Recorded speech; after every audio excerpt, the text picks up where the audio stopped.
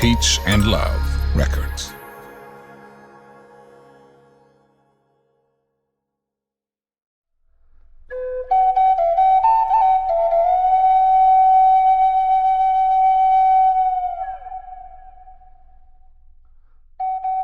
Mahesh Prasad Varma, the son of a schoolteacher, was born in Jabalpur, India in 1918 and graduated from Allahabad University with a physics degree in 1942. He soon abandoned his worldly aspirations, however, spending the next 13 years living as an ascetic, uncovering the delicate mysteries of meditational yoga. During that time, he took initiation from his spiritual master, or Guru Dev, and was given the name Maharshi Mahesh Yogi. In 1959, he traveled alone to the West and soon established the International Meditation Society in London and abroad. In the late summer of 1967, the Beatles attended one of Maharshi's lectures at the Hilton Hotel near Hyde Park. Afterwards, Maharshi met the group and invited them to go along to Bangor with him the next day. Accompanying them on the mystical special, as the Daily Mirror called it, were Mick Jagger, Marianne Faithfull, and Patty Harrison's younger sister, Jenny Boyd. Everyone was excited about the prospect of finally hooking up with an apparently genuine spiritual master. The next day, the Beatles were formally initiated and thus made plans to attend a 3-month teacher's training course at Maharshi's International Academy of Transcendental Meditation in the holy town of Rishikesh, India, in the foothills of the Himalayas. On February 14, 1968, they jetted from London, soon settling in at the Master's quiescent conclave next to the sparkling Ganges River. Maharshi was a wonderful teacher, recalls Cynthia Lennon, Beatle John's first wife. His talks were humorous, enlightening, and provided truly wonderful days. John and George, in particular, were in their element. Throwing themselves totally into Maharshi's expansive teachings, they were happy, relaxed, and above all, found a peace of mind denied them for so long. Paul McCartney, too, became very absorbed in Maharshi's philosophy, but Ringo Starr didn't particularly like the simple Indian food or the many insects, and complained that the stifling midday heat was keeping him from meditating properly. Many of the Beatles' close friends also joined them on the pilgrimage. There was Donovan, Beach Boy Mike Love, Mia Farrow, and her sister Prudence, to name a few. All in all, it was as perfect and peaceful an interlude as anyone could hope for. Eventually, the Fab Four publicly parted company with Maharshi, but surprisingly, John, Paul, George, and Ringo retained great affection for the diminutive guru and his enlightened teachings throughout their lives. As a matter of fact, George Harrison and Paul McCartney still occasionally utilize the TM technique to this day. Traveling the world, Maharshi oversaw the initiation and training of tens of thousands of aspirants of all faiths and spheres of endeavor. In the late 70s, however, he returned to India, spending the next 10 years directing his now global TM movement from the subcontinent. In 1990, Maharshi moved once again, this time to the Netherlands, attracted by the tolerant nature of its people and the beautiful pastoral countryside. These days, Maharshi, now in his 80s, reportedly meditates up to 20 hours per day, with his remaining time spent overseeing the activities of his roughly 1,000 transcendental meditation centers in over 100 countries, a chain of luxury hotels, and a highly successful line of Ayurvedic-inspired nutritional supplements. Maharshi's main thrust, however, has long been and always will be the propagation of his ancient Vedic-inspired teachings. Of the many high-profile swamis who have touched down in the West over the last several decades, only Maharshi's movement has remained really stable and indeed continues to thrive. Probably the first guru any of the baby boomers had ever really heard of, Maharshi Mahesh Yogi will be forever linked in our minds with that long-ago Summer of Love 1967 and his brief venue as the Beatles' engaging spiritual master. In this vintage clip recorded that same year, Maharshi is asked by journalists to explain his particular meditational technique, as well as his erstwhile relationship with the decidedly unascetic world of rock and roll. One sits down comfortably in a chair or wherever one wants, and he uses a thought that he has been given specially for himself and starts experiencing the subtler state of thought. Are you experiencing the subtler state of thought at this moment? No, I am out in the grot speaking. What do you have to do to obtain this state of thought? Just a few instructions from a trained teacher, and one begins to experience it. How long does it take? About half an hour. And how do you know when it happened? One begins to feel relaxed. Right from the beginning, one begins to feel some improved level of well-being. I preach a simple system of transcendental meditation which gives the people the insight into life, and they begin to enjoy all peace and happiness. And because this has been the message of all the saints in the past, they call me saint. You seem also to have caught the imagination of the pop stars in this country. What is this pop star? People who sing with guitars. Have you anything to say about that? I find that... You mean the Beatles? Yes. What is the vow that you have taken? To refrain from the worldly joys of life. That is a monkish way of life. There are two ways of life. The householder, who takes upon himself the responsibility of society and activity, and someone who goes into the monastery or into the forest and caves and meditates there. Have you renounced the world? I did renounce the world, and the thing is, for the last many hundreds of years, the idea has been cherished by society in all parts of the world that if one wants to lead a spiritual life, one has to renounce the world. And I came out of this same world. I had the idea that I must renounce the world in order to be really a spiritual man, a yogi. But what I found on is that this spiritual life is not dependent on the renunciation of the world. It's only dependent on morning and evening practice of meditation, which can take our mind to the inner being and open to us the great reservoir of intelligence and energy and bliss consciousness. Bliss consciousness. Transcendental meditation is a process of experiencing consciously the subtle state of thinking and getting to the source of thinking. And the source of thinking is a reservoir of energy and intelligence. Thought flows due to energy, and it takes a direction due to intelligence. So the reservoir of thought currents is the reservoir of energy and intelligence. When the mind goes deep within the thinking process... As in sleep, you mean? Not in sleep. In sleep, the mind is tired. Thinking mind becomes tired and it ceases to think, but remains on the same level. Here in transcendental meditation, the mind becomes sharper and sharper as it experiences the finer state of thought, and by the time it explores the source of thought, it gains bliss consciousness. What has the word transcendental got to do with this? Transcendental means the mind goes from one experience to the other experience of thinking. It transcends the experience of thought on one level, gets to the other finer state of thought, and thereby it is transcending the field of thought. That's why we call it transcendental meditation. Well, now, suppose I came to you and I said, please tell me how to meditate transcendently. What advice would you give me? I'll suggest to you one syllable. A syllable. What do you mean? By syllable, I mean some sound. Like rose, for example? No. Room? No, some sound which will not have any meaning.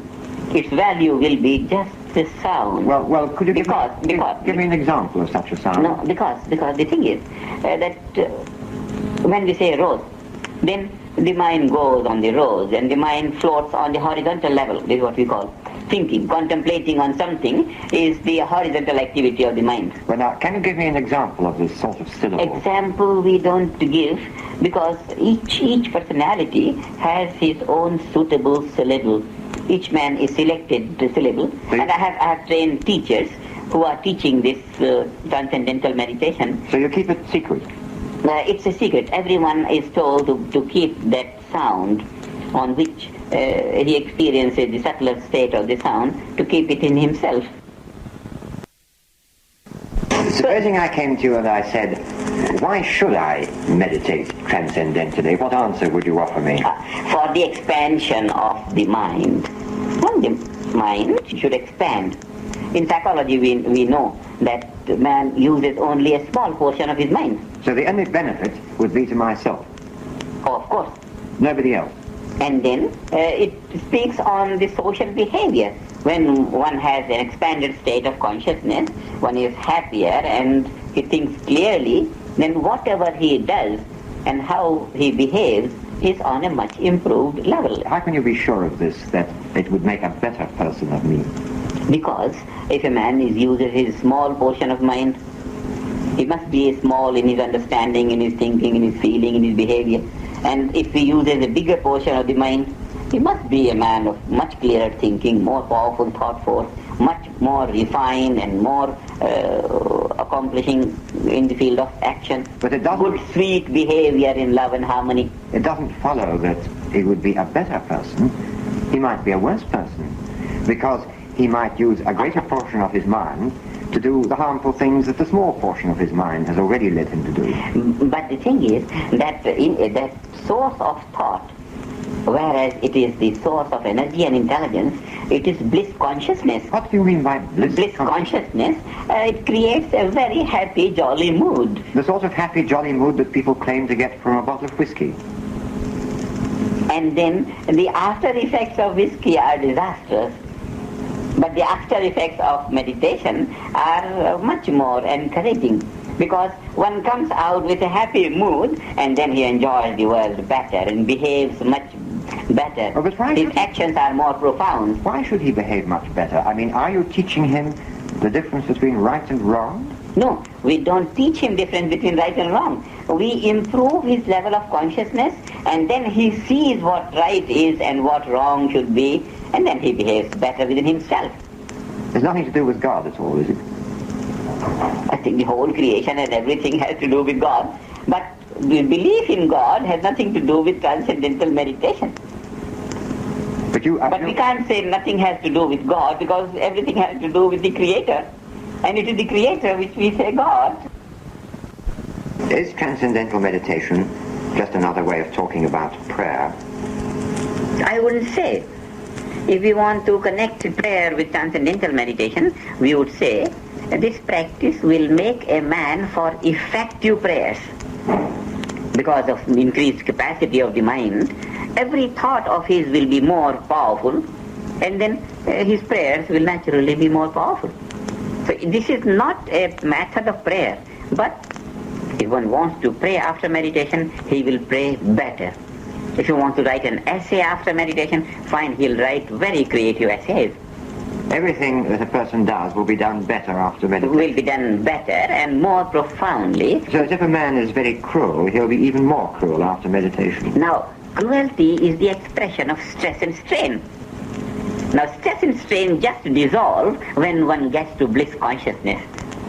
All criminal tendencies and suicidal tendencies and wrong habits and taking pleasure in troubling others, these are all the expressions of the stressed mind. The stress appears as condemnation and damaging to others. In gaining bliss consciousness through transcendental meditation, one becomes more contented, at the same time clear in thinking and more powerful thought. And therefore, there is no chance of increasing the bad habits in a man, only that he ceases to be bad. All his actions are much more right and righteous, at the same time more reasonable for himself and for others. All tenderness of love increases. It's got nothing to do with society as a whole. It is, in a literal sense, a totally selfish practice, isn't it? Absolutely, it is totally selfish and makes a man a better man. When you say that it is totally selfish, what precisely do you mean? Then I say that every tree has to be very selfish in sucking the water and maintaining its greenness if the whole garden is to be made green. Yes, but of course we are not trees. We are living human beings, and we have responsibilities, haven't we, one to another? Of course, yes. We cannot think of a better society without a better man. And to be a better man, a man has to be integrated. His outer life has to be integrated with the inner light of being. Yes, but you see, you keep on talking about this bliss consciousness. Yes. As if somehow or other, a person by attaining this no longer experiences suffering. Very right. A man should not suffer, and why should he? Well, I'll tell you one reason why it might be said that he should suffer. Because if we do not suffer, if we do not experience with others the suffering which they have, we lose our impetus to care. No. Suffering is damaging to life and damaging to progress. How is it possible to care for people unless you can experience with them what they are suffering? Through increased capacity of loving more. And it is bliss consciousness that makes a man rise to universal love. How is it possible to love without suffering? Oh no, we love in enjoyment. But the moment you love, you must suffer. Oh no, surely, because the moment you love, you care.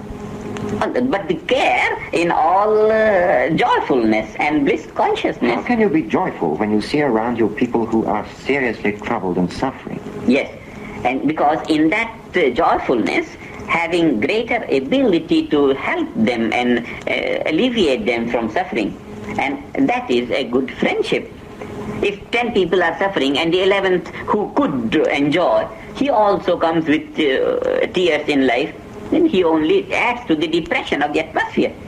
A man who knows how to live life in joyfulness and happiness, he radiates that harmony and love, and that is a real help to those who are suffering. So you think that all suffering is a form of wrong experience to you?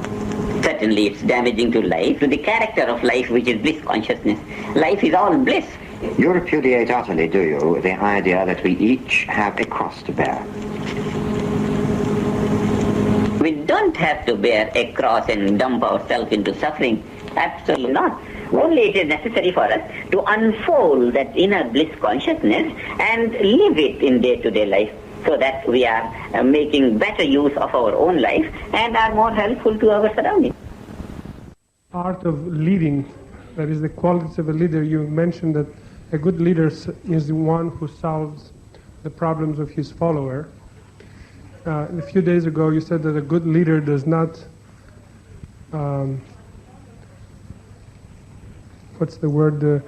stay too long or comment on the mistakes of his followers.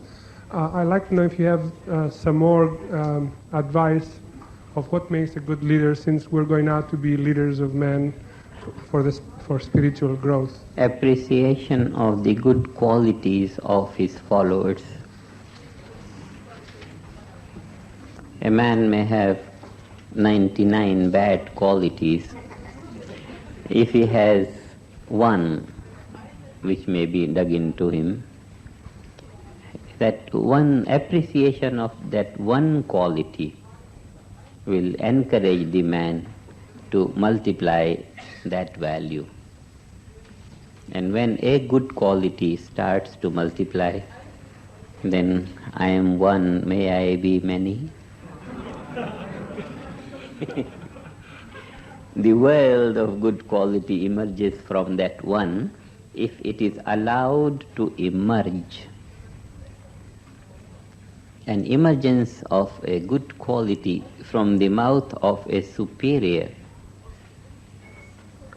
will be like drawing the sprouting from the seed, from the shut-up seed. One sprout, and that sprout then develops into all the branches on all sides. The tree grows. So the appreciation of the good quality or good qualities of the followers inspire the followers to grow in all good.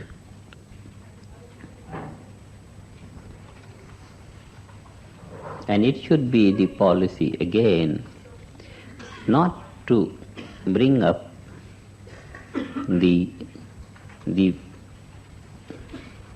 not good qualities. Qualities that are not good, we don't talk of them. Because where is the time to dwell on the unwanted? All time should be used to dwell on the wanted ones. Don't bring in the weaknesses. Bring up the promising feature, good qualities. There is another value in this, that we for ourselves want to grow in good, and therefore we don't allow our heart and mind to be swarmed by anything that is not good. We bring to our mind that which is good, which is helpful for progress. We don't bring to our mind that which is unhealthy, which is not progressive, which is not elevating. Because whatever thought we allow to come in, on whatever aspect we dwell, that aspect influences our heart, because it comes in our heart.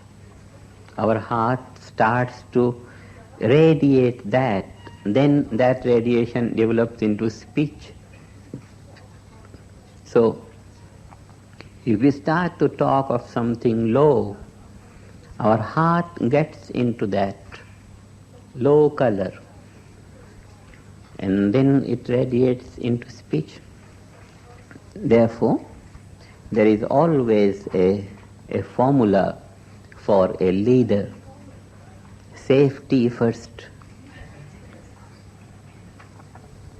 Safety first. We go by this motto. Safety first. We want to improve all those around us, but in our enthusiasm to improve the environment, we don't have to get into the mud that might be available there. Heart is so small and it must grow into all good, and therefore we don't purposely bring unhealthy thoughts, low sentiments.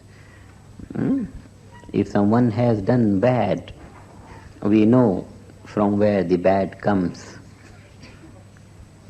and therefore we don't hold that emergence of bad from him. We hold that emergence of bad in him as originating from something that is foreign in him. Stress is foreign in a man. Stress is not he. Stress has come from outside, and from that stress is the negativity coming out.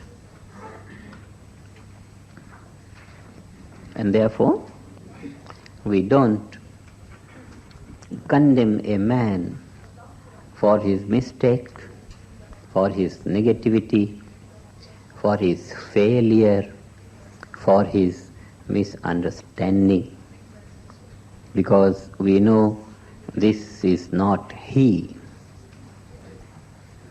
This is something that has unduly associated itself with him.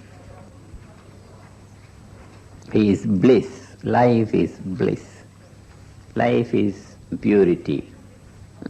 Life is knowledge, intelligence, and therefore there is no place for misunderstanding, wrong feeling, negative emotions. There is no place for these negative things in anyone's life, and therefore we don't condemn a man for if we see any such thing coming out from him.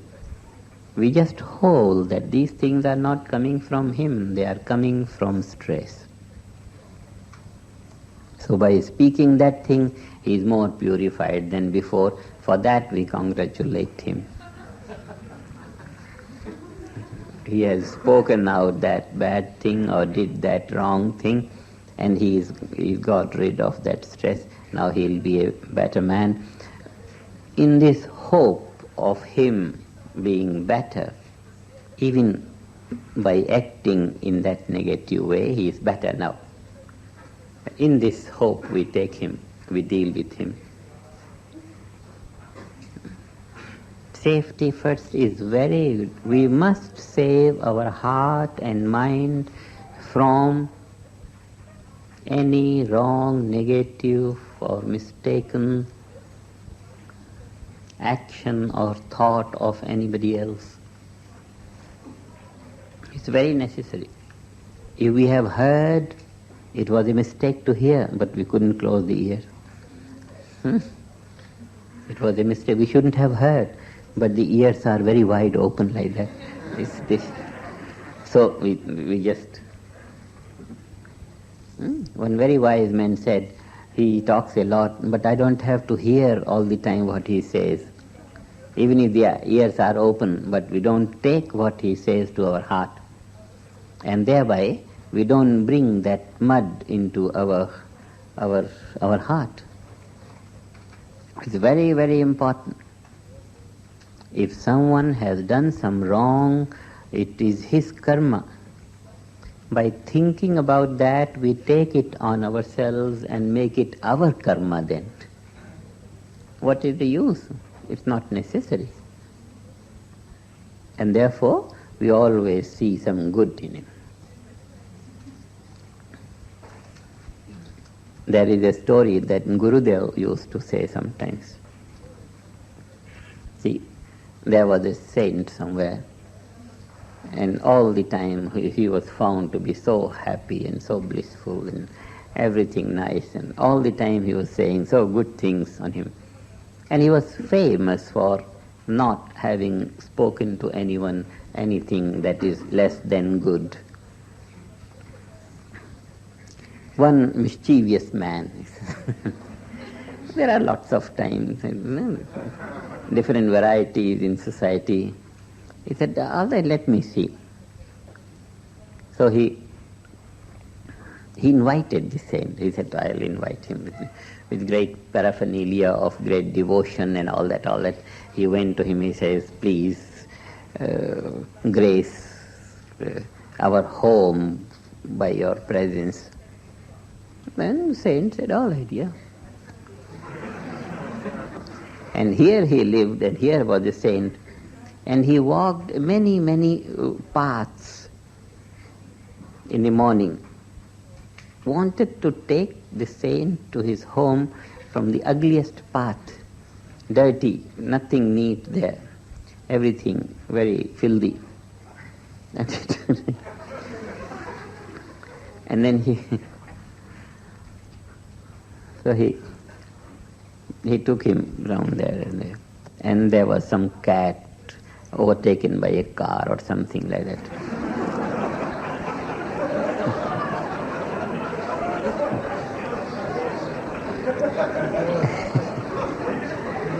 And then he said, oh, what a horrible sight. And then the saint said, that, look to the teeth, how neat they are.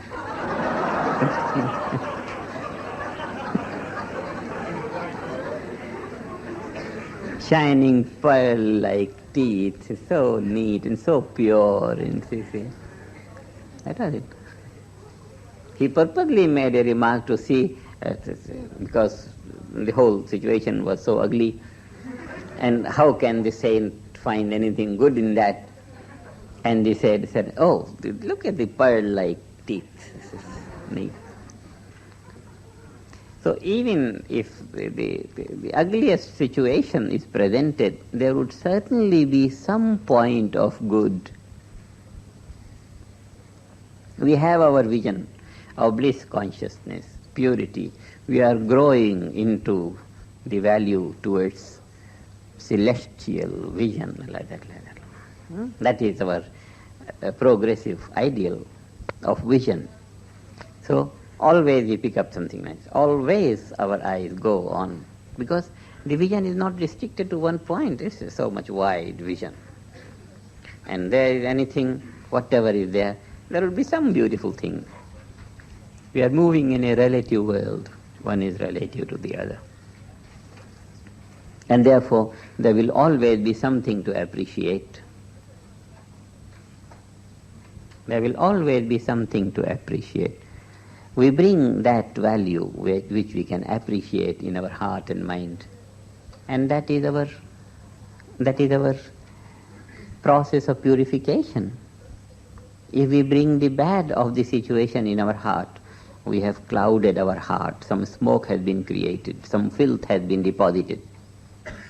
And then if we have not brought the filth in our heart, rejoicing, and we can only rejoice on something beautiful, so our vision is full of beauties, full of appreciations, full of happiness, joy, harmony. That is the vision of a knower of reality. He knows he is moving in the relative. Relative. And therefore, he will pick up what is useful to him. And the only useful thing is whatever good is there, that is useful to us. The good comes to our mind. The bad doesn't come to our mind. This is very, very important.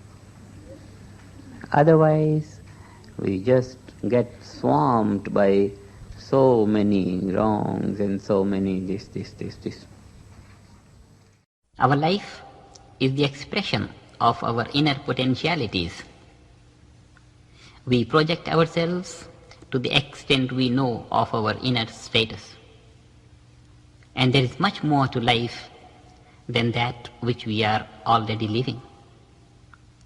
Let us consider what more there is to life and what more can be lived than that we are living in the present.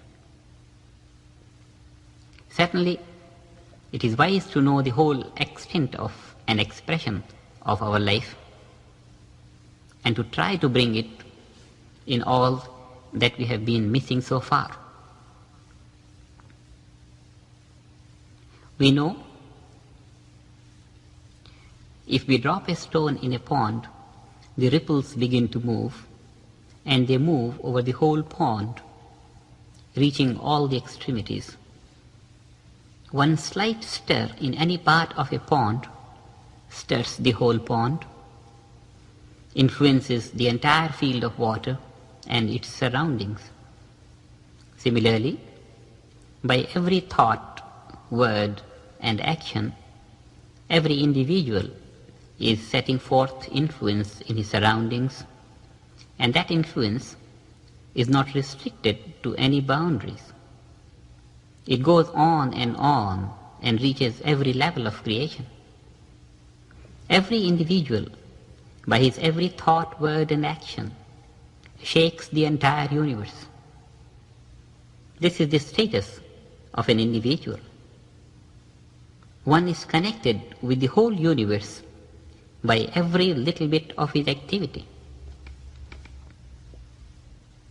An individual appears to be bound by the boundaries of home and the boundaries of his own body, but in reality, the subtle aspects of the individuality go to make universal existence. An individual is never an isolated individual. He is intimately interrelated with the whole cosmos. Even more than that, he shares the responsibility for the life of the whole cosmos. The entire universe lies in the individual. Cosmic existence lies in the existence of the individual. Cosmic life rests in the individual life, and the individual life extends to cosmic life. The individual and the cosmos are interdependent. Neither of them is independent of the other. Every move of the individual shakes the cosmos. The universe reacts to the individual action. Every individual has this power that shakes the universe and shakes and saves the gods and angels in heaven. Man has this strength that upholds the universe. The individual, by his every action, serves the universe, and the great power of nature is ready to serve the individual if the individual influences the universe for the progression of the process of evolution. By its very existence, the creation is set in motion to go on and on through the steps of evolution. If the action of the individual is in conformity with the purpose of creation and the purpose of evolution, then the individual serves the cosmic purpose of life, and all the great laws of nature readily serve the purpose of the individual. It is a simple and automatic process of give and take. As you sow, so shall you reap. When the individual behaves rightly, he improves, and by so doing, he contributes to the betterment of the entire universe. But when knowingly or unknowingly he behaves wrongly, he acts contrary to the process of evolution. The laws of nature begin to react against him. The individual receives back the result of his wrong actions.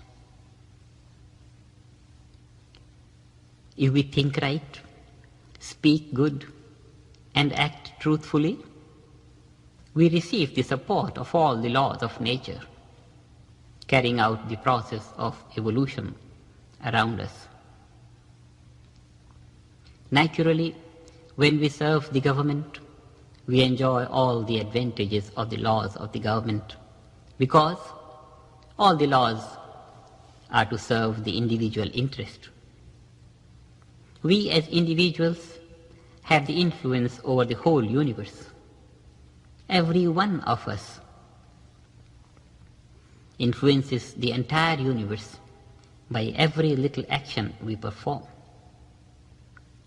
Obviously, we do not perceive it, but at every moment we are either supporting or damaging the entire universe.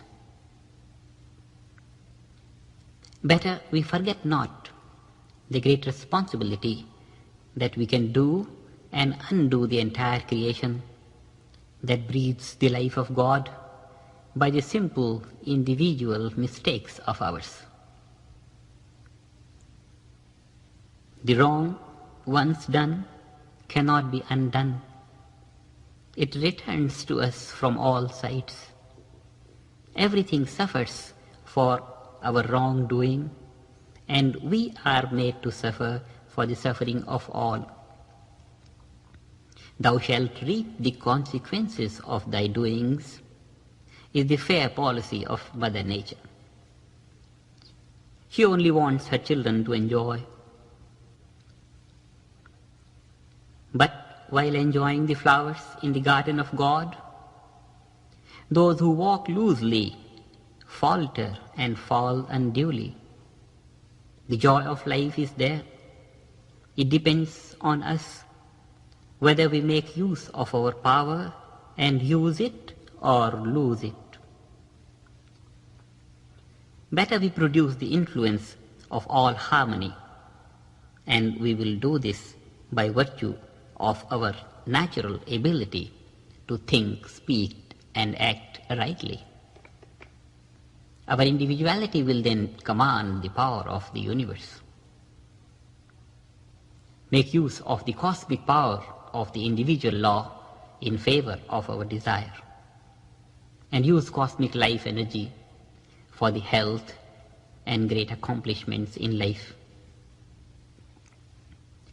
The unlimited source of cosmic life energy is at our disposal.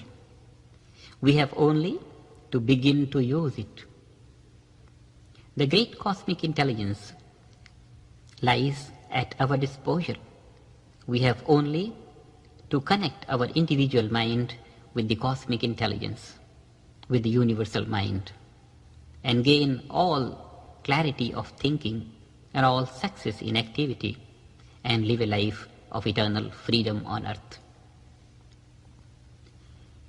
The great possibility of our individual life contacting the universal cosmic life energy and intelligence is here at hand. Eternity lies in the present. Eternity always in the hands of the present. It only needs to be appreciated. The present holds the master key to unlock the treasures of eternity. Every moment of our life is supplemented with the eternity of the bygone past and that which awaits us in all the moments to come.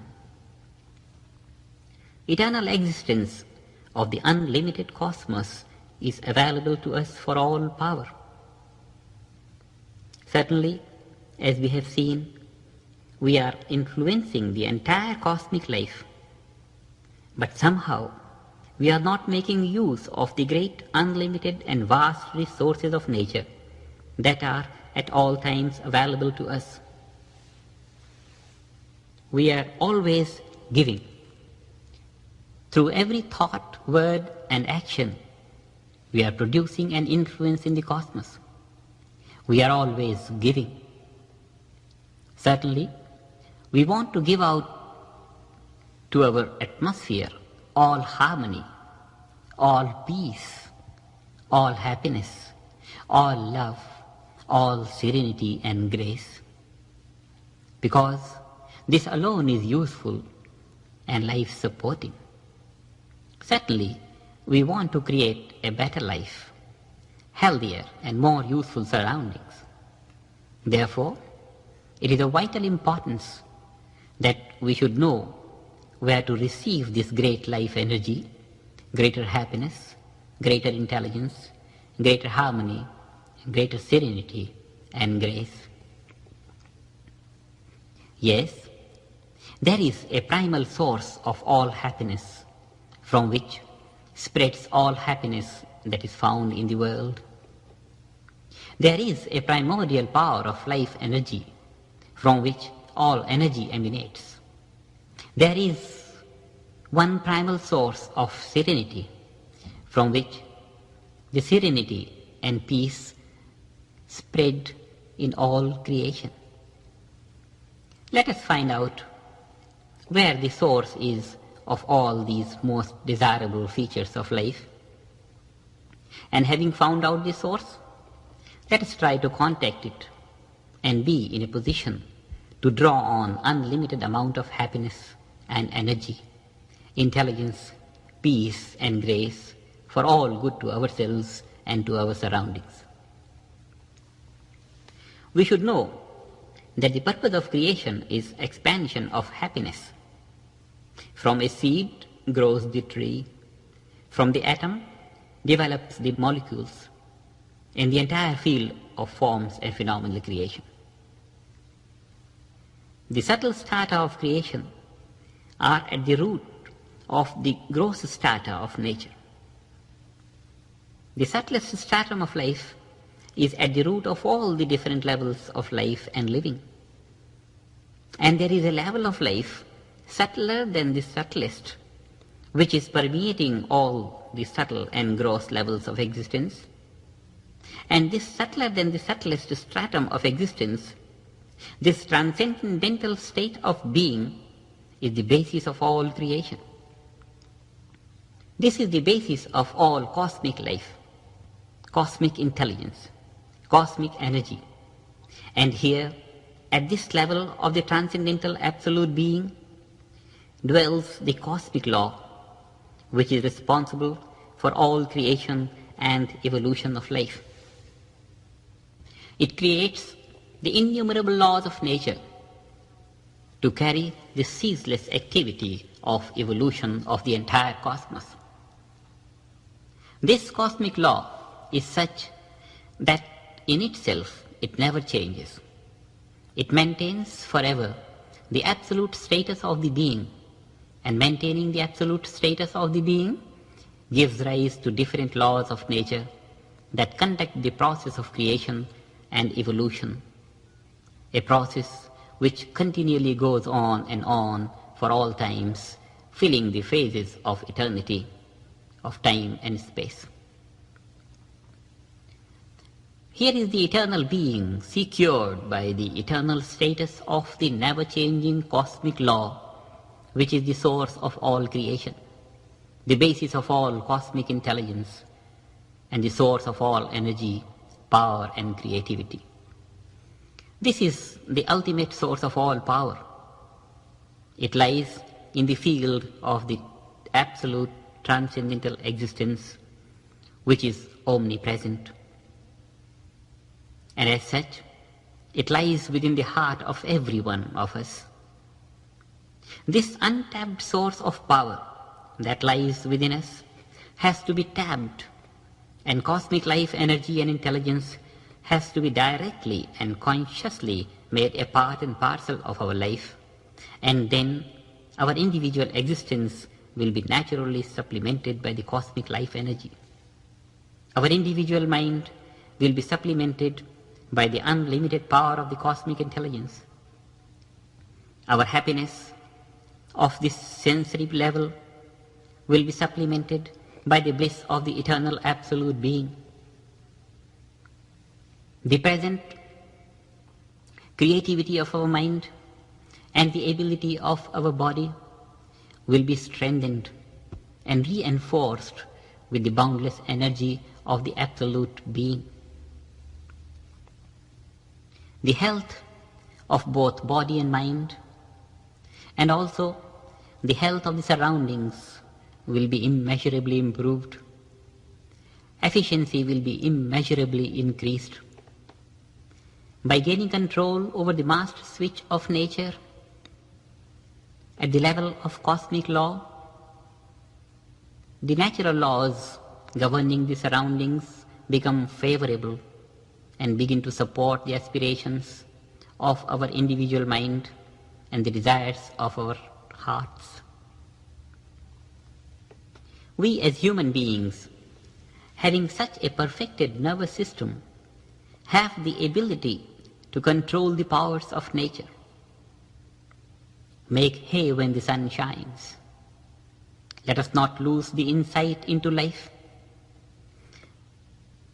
and the great possibilities that lie therein.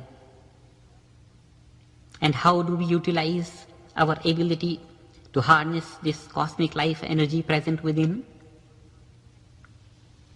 Let us be careful that we do not delude ourselves and become lost in the maze of mystical concepts. For it is very easy to get lost in the wilderness of imaginations and lose the perspective of life. We belong to the realistic age of science. Let us be sure that all that we strive for and achieve remains realistic. Our age of scientific unfoldment does not give credence to anything shrouded in the garb of mysticism. Let us realize the absolute being through a scientific and systematic method of achievement, where every achievement will be supplemented by the personal experience. The way is simple, because the goal lies within us. We have only to dive within ourselves and consciously arrive at this stratum of the absolute existence. For that, we have only to bring our attention from the gross level of existence to the subtle levels of thinking, and diving deep into the thought process, arrive at the subtle states of thinking. We transcend the subtlest state of thinking and consciously arrive at the source of thinking, which is the field of the being that lies beyond the subtlest phase of creation in the transcendental field of eternal being. This is how by exploring deep within ourselves, by the method of transcendental deep meditation, we arrive to fathom the ocean of life energy present within ourselves and tap the power of cosmic intelligence and bring the force of eternity and cosmic energy in the present, right here and now, and be what we want to be, what we ought to be, and what we deserve to be.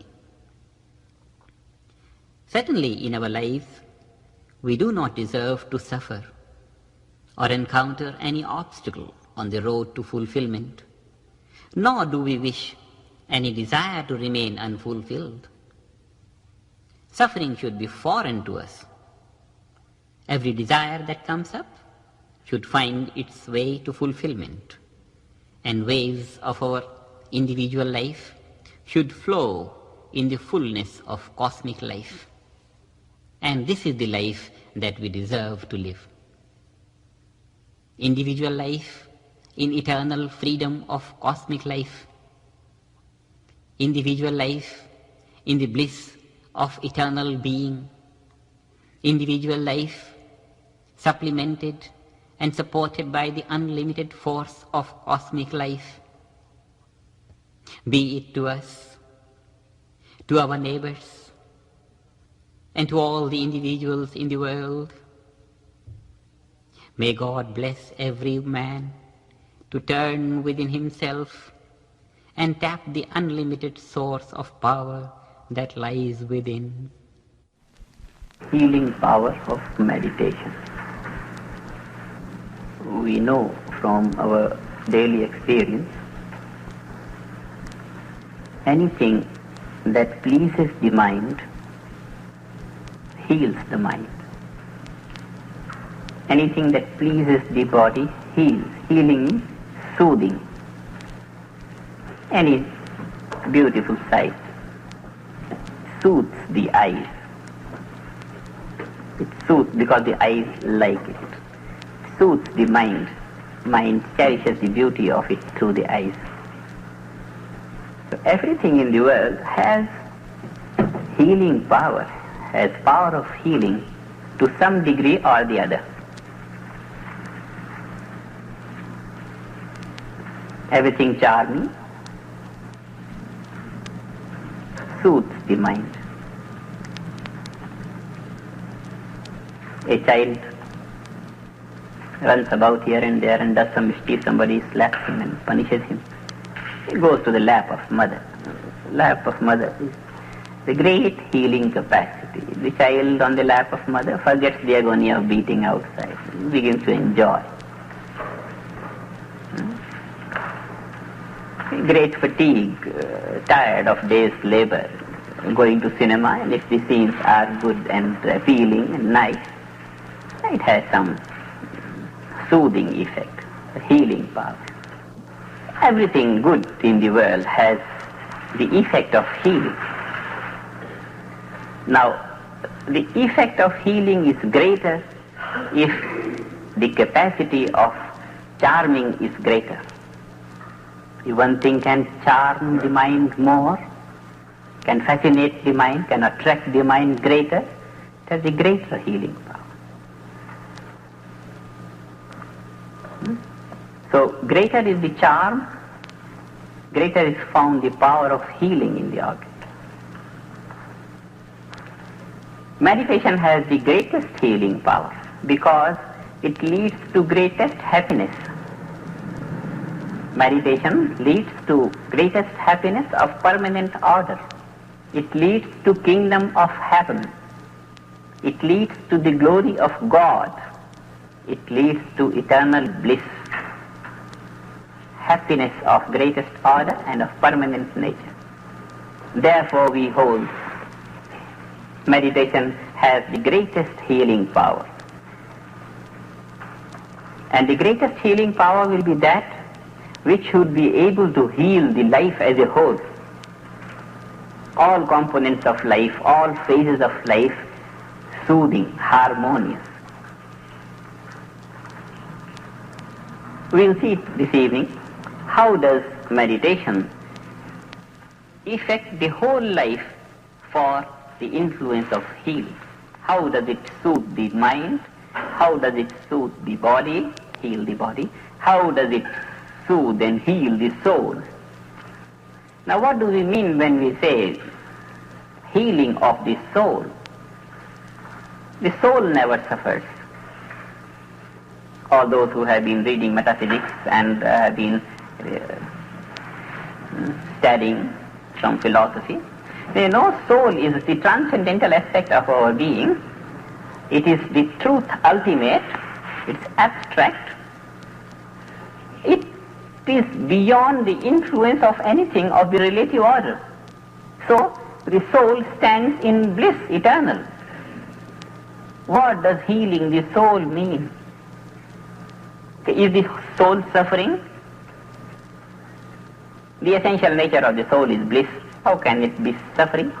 And if it's not suffering, how can we say the soul will be healed?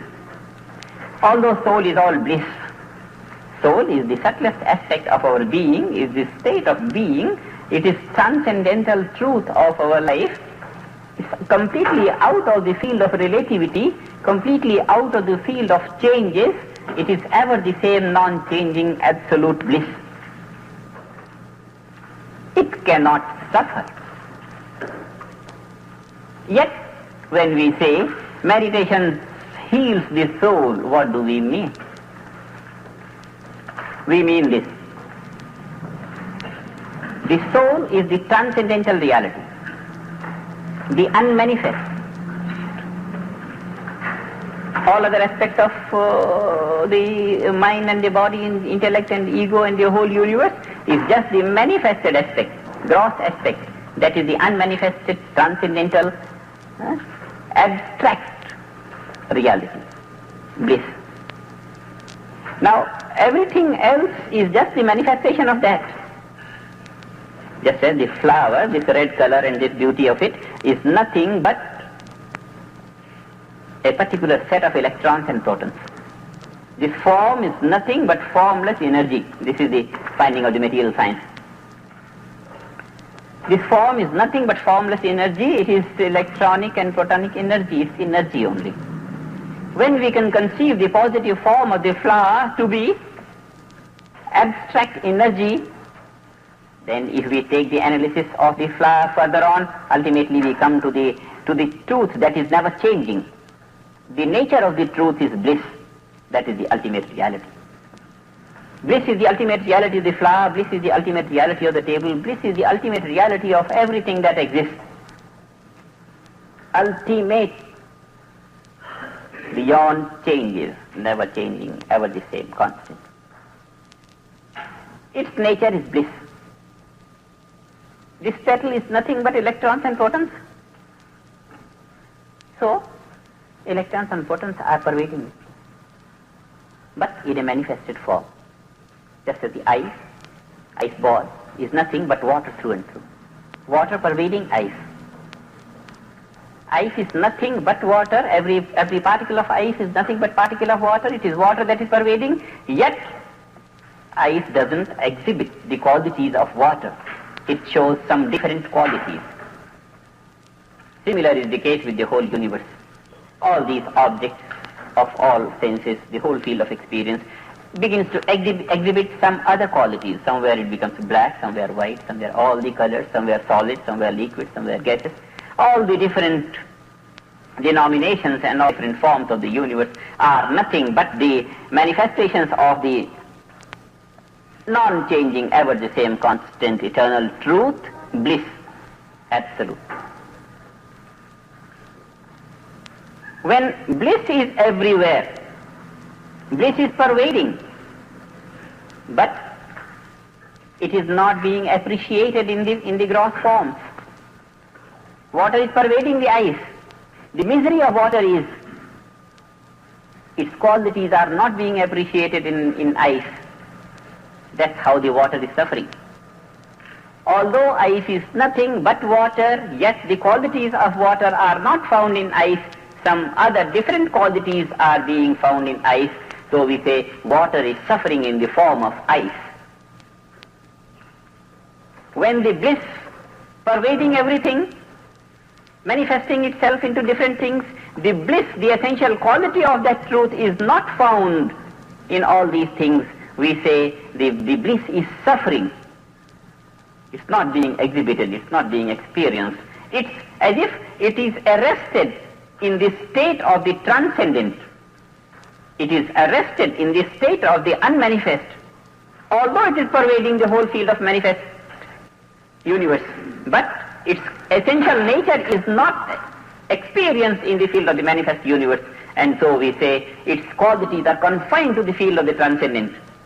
Its qualities are confined to the abstract field, to the realm of the abstract, and not being appreciated in the realm of the concrete. And this is how we say the soul is suffering. The soul is suffering in the sense that the whole field of universe is nothing but the field of the soul, but its essential qualities are not being experienced and perceived and realized in the field of experience. So we say the nature of the soul has been restricted, as if the qualities of the soul are arrested in the field of the abstract. And when the soul quality, when the bliss is being experienced in the field of the concrete manifested universe, then we say the soul pervades, then we say the soul enjoys.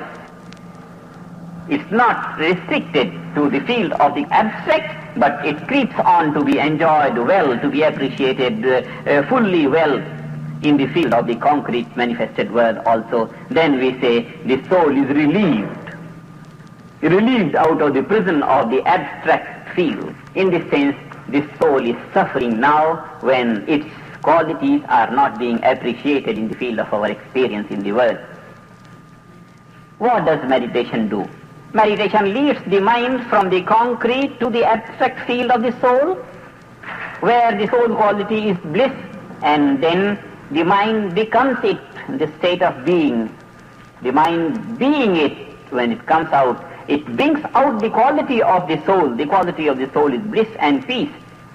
The nature of the mind is transformed into peace and bliss, and when that peace and blissful mind comes out, it enjoys peace and bliss in the whole of experience of the world. And then we say the soul is relieved. Then we say full life is realized. The soul quality comes to be experienced in the outside world.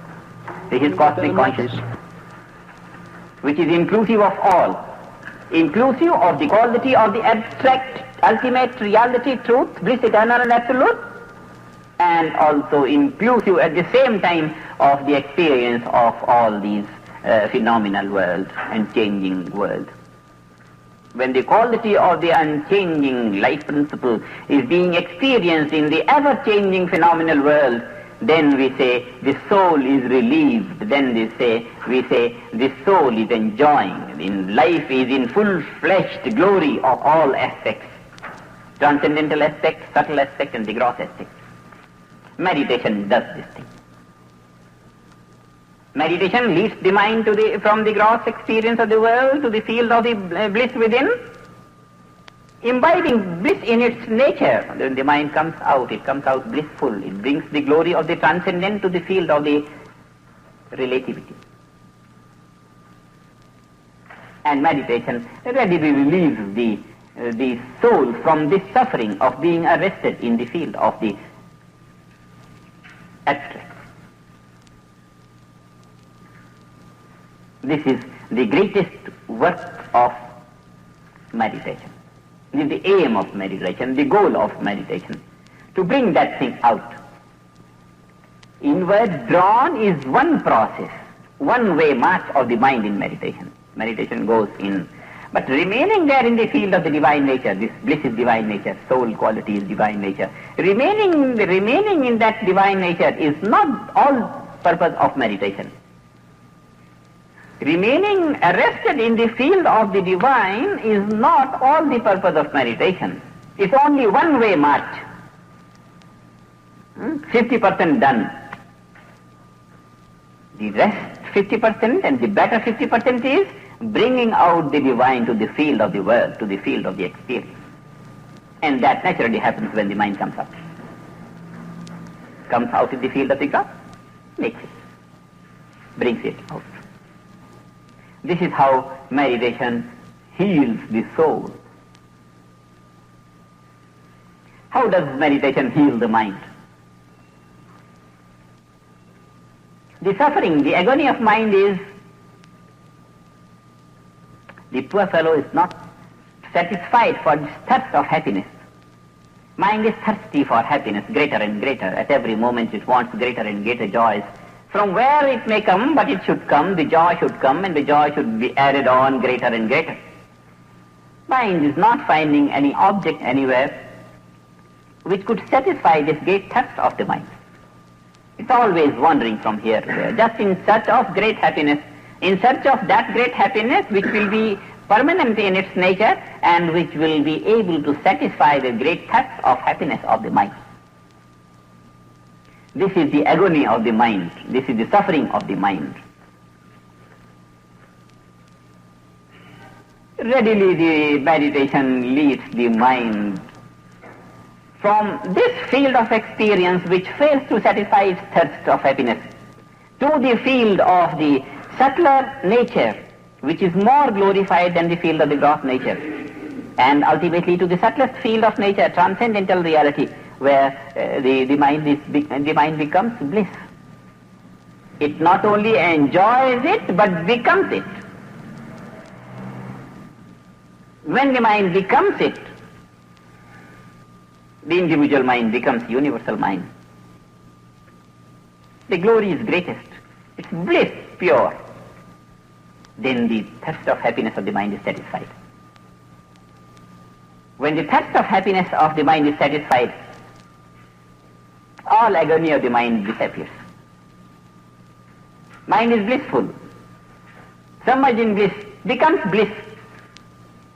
No tensions, no desires, nothing of worry, no misery left. The misery of the mind is not finding any medium of great happiness. Meditation leads the mind directly to the field of greatest happiness.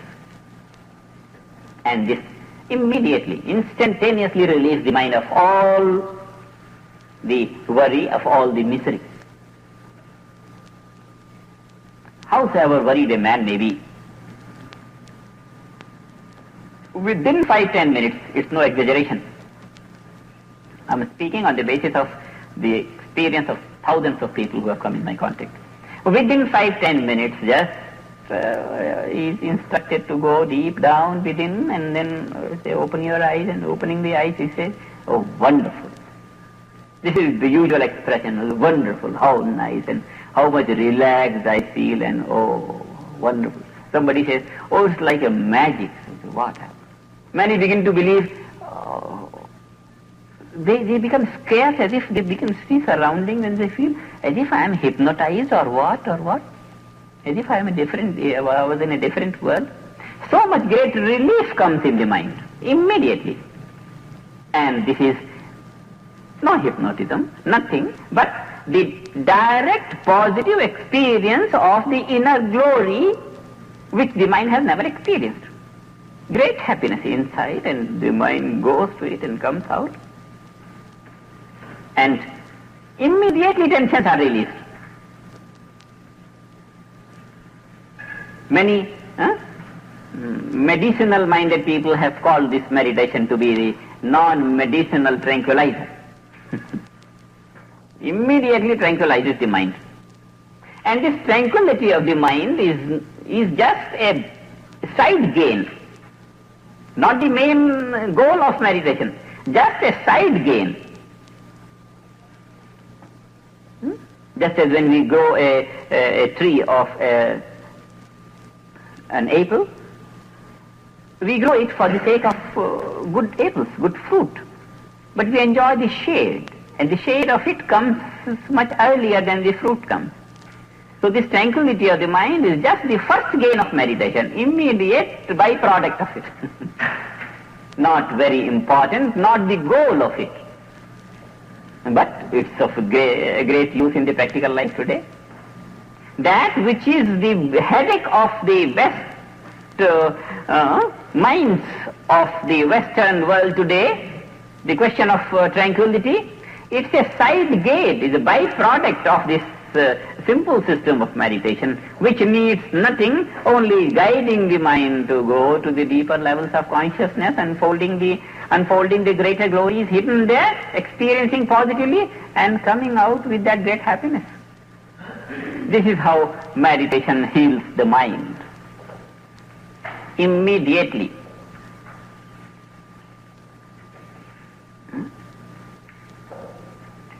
Another suffering of the mind is weak thought force, weak intellect, weak mental faculties, undeveloped latent faculties. This is another agony of the mind. The mind is the universal mind, it's the master of nature.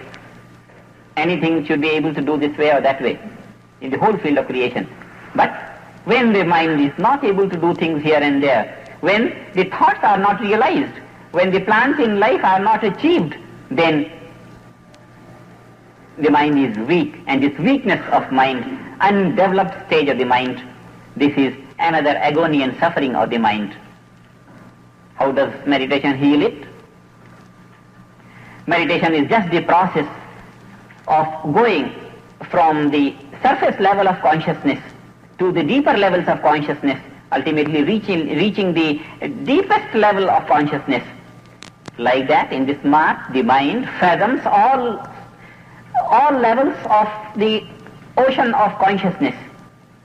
All levels of the ocean of mind are traversed and made active, thereby bringing all the latent faculties up on the surface. This is how meditation uncovers and develops all the latent faculties, which are the latent potentialities of man. All the great powers, all the mystic powers, all the powers that you read in the yoga of Patanjali, and all that can the yogis do could be done through this meditation. The mind is just like an ocean. As long as we are engaging the mind through the senses, experiencing things, so long we are only using the surface value of the ocean of mind. And when the water is just on the surface, when the ripples don't go deep, then the power of the ripples is not much. They are weak. They are called ripples, not waves. And when the waves go deep enough, and then they are called the mighty waves of the ocean. So, deeper from the surface the wave goes, the greater strength it carries with it. If the mind is always on the surface level of the ocean of mind, then the thought force is weak. And if the mind fathoms the deeper levels of consciousness, deeper levels of the ocean of mind, and stirs all levels there, coming out, it brings out all the latent faculties up on the surface of the ocean of mind, and then one thought, and it is realized, thoughts are realized. And when thoughts begin to be realized, the great potentiality in the thought comes, the thought force becomes intensive, then this is another healing of the mind. Then the mind is satisfied. It is freed from the agony of weak status. This is how meditation heals the mind. How does meditation heal the body? Good doctors have said that about 80% of the physical diseases are the result of mental tensions. Mental tensions are at the root of 80% of physical diseases. And when meditation heals the mind, eliminating the mental tensions, then the very cause of 80% of physical diseases is disappeared. The meditation goes to eradicate the very cause of physical diseases, 80% physical diseases. It does not patch up as today's medicines patch up. They heal some portion and they create some bad effect in some other portion. It has a much greater medicinal value than the drugs of today, which go to satisfy one point and create some disturbance in the other aspect of the body.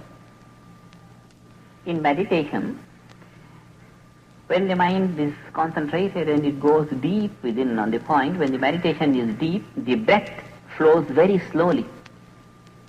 Naturally, the breath flows very, very slowly, When the breath flows slowly, then all other functioning parts of the body get rest. This natural rest to every part of the body rejuvenates the body. All the heart trouble and lung trouble and kidney troubles and so many sorts of different troubles which the doctors feel they should be given rest. All that is rejuvenated from within due to the great and natural rest that the body gets during meditation. When the breath flows longer and deep, then the life is exhausted much greater. When the breath is preserved, when the breath is slow, and then life enhances. This gives longevity of life. Longevity of life apart from rejuvenating the cells within. When the machinery of the body is always functioning, parts are always functioning, they get worn and torn, and the effect of age begin to appear on the skin and on the constitution. When they begin to get rest, then young age begins to show its marks on it's natural, it's most scientific. So, this is a natural process. We are not required to do anything. Naturally the body is healed up for all its wear and tear and for all its weaknesses. Body is rejuvenated. A man sits in meditation, and after that, throughout the day he feels more energetic, much more energetic than he used to be in his work, more efficient. Even the output of the work is greater, the quality of the work is better. Every way more energy is gained, along with the peace of mind and balance and right thinking. This is how the body is healed. Meditation heals the body. Now, apart from the 80% of physical diseases which are the result of mental tensions, we are left to consider the fate of 20% of the diseases which are not the direct result of mental tensions. Any ailment anywhere, when the system is functioning in low working order of the limbs, breath is slow. Every fiber of the body, every tissue of the body gets rest. Whatever is the cause, even if the cause is not mental tension, any boil comes up, and it is not the cause of any mental tension, the boil comes up.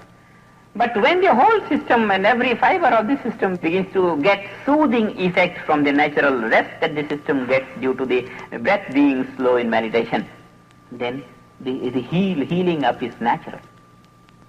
The parts heal up very soon. Apart from that, when the mind has capacity of concentration and meditation, then at any point the mind could be put in. Any great pain, any headache, for example, stomach headache. Just put the mind in the headache. Just feel where is the headache, where is it. Just let the idea be there, where is it. After 5-10 minutes it will not be found. Automatic healing. Put the mind there on the suffering part, and you will find it is soothing. It is soothing. Heals up.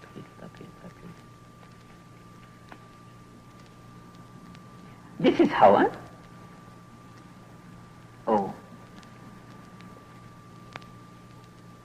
And it's natural, nothing to do with it.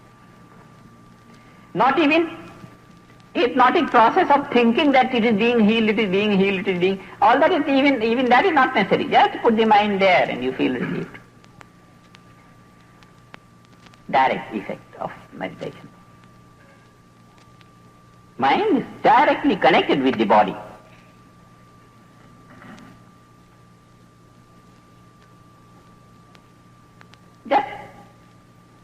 body is only for the wish of the mind to enjoy some things through the eyes, to enjoy some things through the ears, to enjoy things through the senses.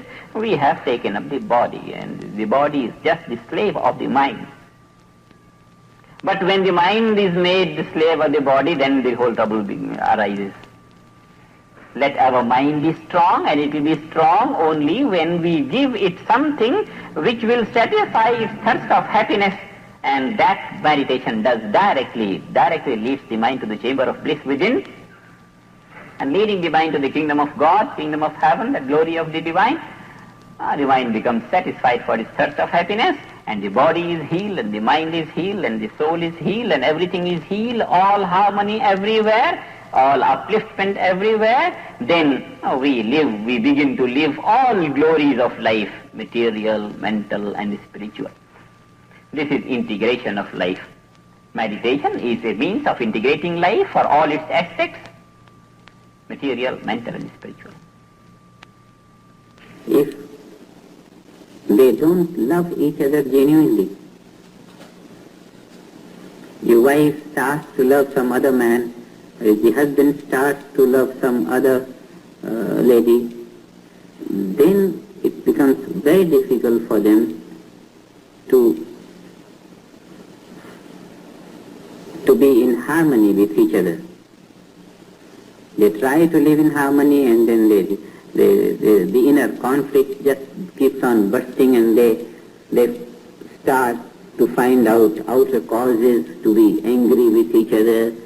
And in that situation, they do become bold to do what they had been wanting to do for so many months or years together. Because the interest is not in one another, the interest is somewhere else. In such situations, meditation will help the other to sustain the shock. So meditation will help the other to sustain the shock, and it will help this to enjoy more life wherever the interest is. You found that to be true in couples where it's happened. The one who was hurt. Both kinds of things will happen. In case when they are not interested anywhere else, and they are only differing with each other, fighting with each other, immediately the effect of meditation will be that they start to be less in conflict with each other, and they become more harmonious and more harmonious. But if the interest is somewhere else, then the situation will be difficult to patch. But help will be there with meditation in both cases. Do you think then that the meditation will bring them closer together, or shall we leave that out?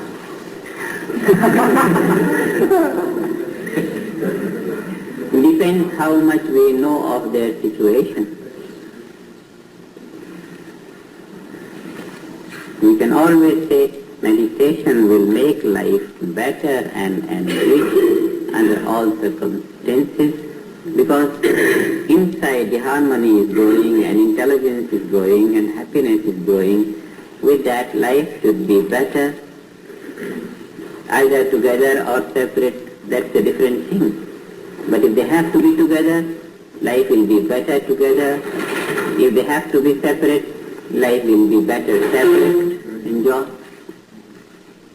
We aim at the final achievement of life becoming better.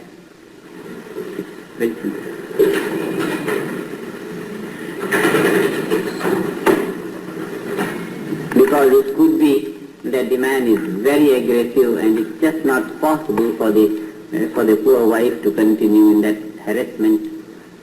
With meditation, he should become less aggressive.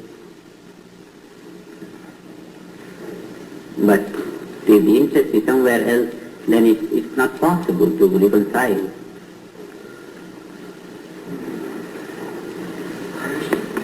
Therefore, we just promise them a better life, happier mood all the time and all kinds of things.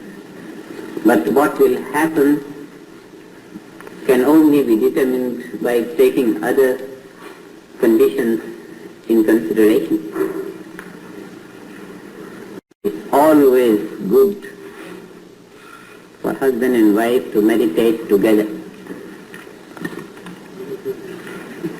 And one more step taken ahead, it's always good for the family to meditate together. 20 minutes can be set aside morning and evening for meditation. And whosoever in the house, they all meditate. There is no one remaining outside to do any disturbance. Husband and wife is a very intimate relationship.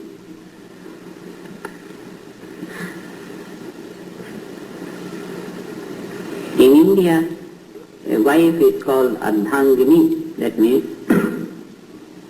half body. Two bodies make one life. One is half, even in English we say, no, better half or something like that. Half. Half is this, two go to make one life. And this half is for this half, and this half is for this half. It's a very practical demonstration of unity of the duality. That is the householder's life. Life of husband and wife is a practical, physical, concrete, material demonstration of the state of unity of the two.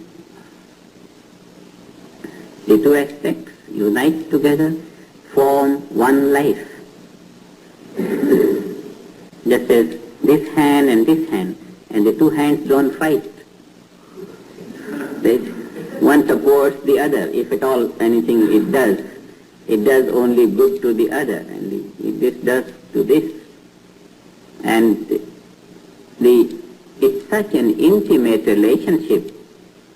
It's so intimate that it is just inseparable. It is so much inseparable that one lives for the other, and this lives for the other. One lives for the other. Such intimate life.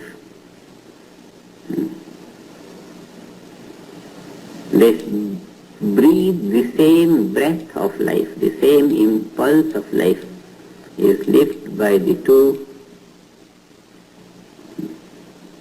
Even if it's lived separately, one is separate in the office for 10 hours and one is at home for 10 hours, but all that 10 hours is devoted to this 10 hours here at home, and office is devoted to home and home is devoted to office, and then there is fullness of heart and fullness of mind on both levels.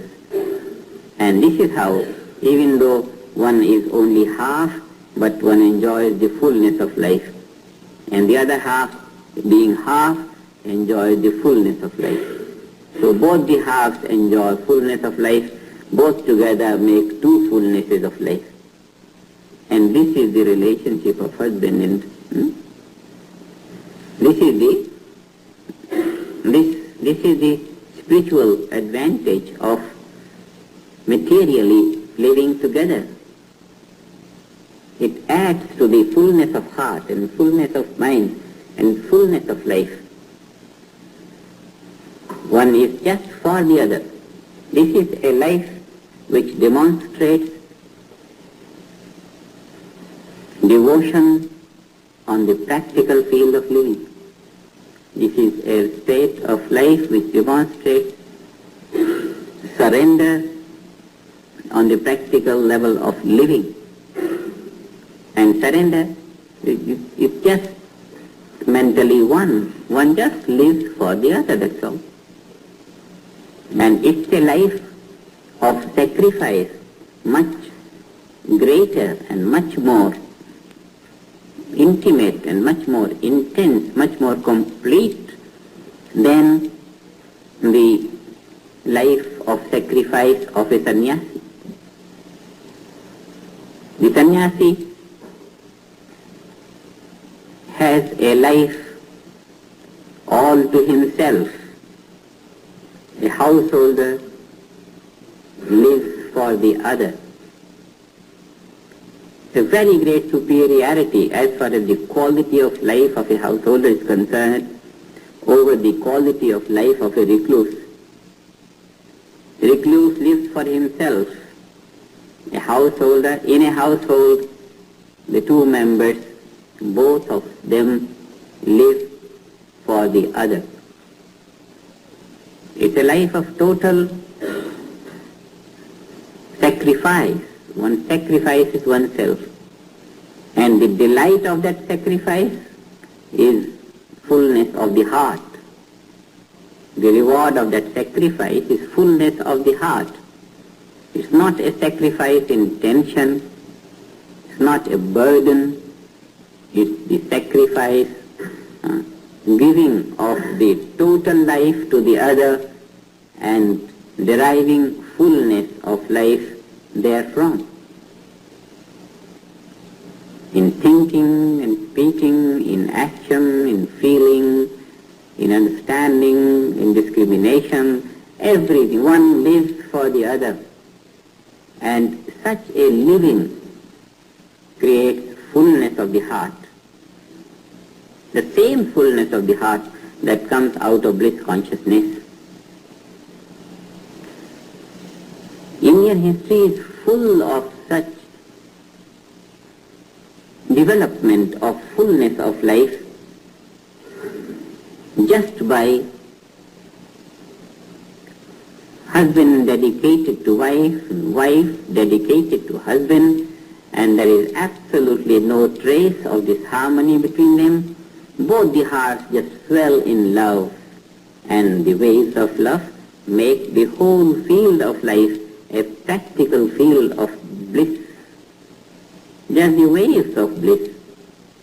Same thing that results from transcending and gaining bliss consciousness is developed through complete innocent fullness of devotion to wife and devotion to husband. Distance is no barrier to this means of development, this means of development, this living one for the other. Because adopting this means, the heart just flows, and when it flows, the entire life is in the waves of feelings, in the waves of love, and absolutely no cramping influence on the way. This is the ideal of a married life. One takes upon oneself to live for the other, and this in equal degree from both sides. This is such a simple and natural and automatic procedure of developing fullness in life, gaining integration of personality, gaining all advantages that are gained by the development of bliss consciousness. It's a very automatic thing, absolutely one-sided. The river flows in only one direction towards the ocean. That's all. And here, when the two flows come from two different sides, they unite together in one big whole ocean of life. And that is the ideal of marriage life. It's a beauty, and then the whole thing is lived in such great innocence, and you don't have to prepare to live that life. You just have to be, and that's all. Simple innocence. And this kind of life, no? Just as a child is all devoted to mother, mother is all devoted to child. The life of the child is in the breath of the mother, and the breath of the mother is in the breath of the child. So much intimate love is there flowing from heart to heart. One is just the impulse of the other. And as the child grows, this grows into the love towards father. He embraces. Now this is how the consciousness in the waking state grows, love for the father. And as it grows, the love of the married life, husband and wife together, and both of them, when they grow in love, then there is a degree to which the individual mutual love could grow, and when it grows beyond that degree, it just overflows in love for God, and then that is one overflow of two loving hearts towards God, and then that individual love rises to universal love and to God consciousness and to unity, just by living life in the most natural way. Difficulty comes when one looks this way, and one ceases to be innocent, and then this cramping in the heart, and then this hurt in the mind, and then the whole smooth and blissful ocean of life becomes terrible. The ideal of married life, it's a very great opportunity and so natural. It's natural for man to love his wife. It's natural for wife to love her husband, just as natural as for the child to love his mother, for the mother to love the child.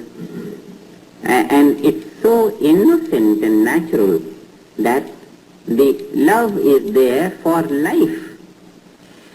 Child's love for mother is born out of the necessity for life.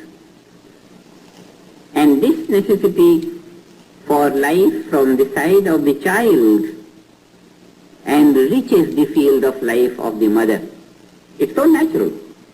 Nature has created that relationship, that even though for her life mother is not dependent on the child, but because the child for his life is dependent on the mother's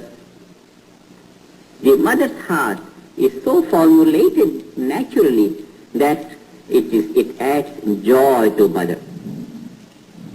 Just as the child's necessity for life creates in him dependent love of mother. In response to this dependent love, the mother finds life in her own heart. And then again, for life she loves the child, for her own life.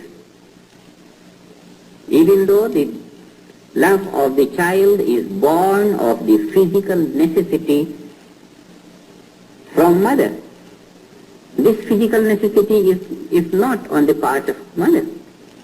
Mother's life doesn't depend on the love of the child. But because child's life depends on mother, the nature has so formulated mother's heart that the mother's heart will not be enriched, and the joy of life of mother will be missing if she doesn't love the child. So, from both sides, ultimately, the need for love is natural. And this is that natural relationship. One loves the other. Quite on the same parallel levels. Completely similarly, the situation is between husband and wife. The wife depends on husband, husband depends on love, and then this dependence on each other swells in the enrichment of the heart.